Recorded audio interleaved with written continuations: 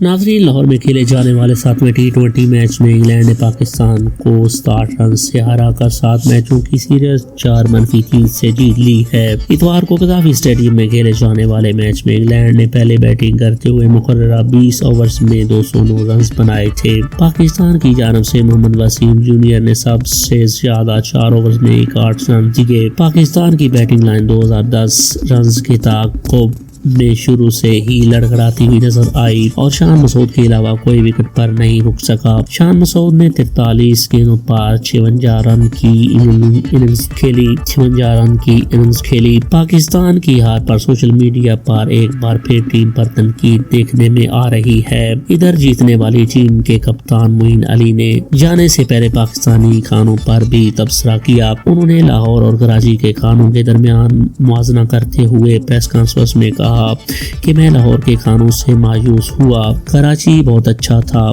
خیال رہے انگلینڈ کی ٹیم ایک بار پھر 3 ٹیسٹ میچوں کی سیریز کھیلنے نومبر کے آخر میں پاکستان آئے گی اور یہ تینوں میچز دسمبر کے مہینے میں راولپنڈی، ملتان اور کراچی میں کھیلے جائیں گے۔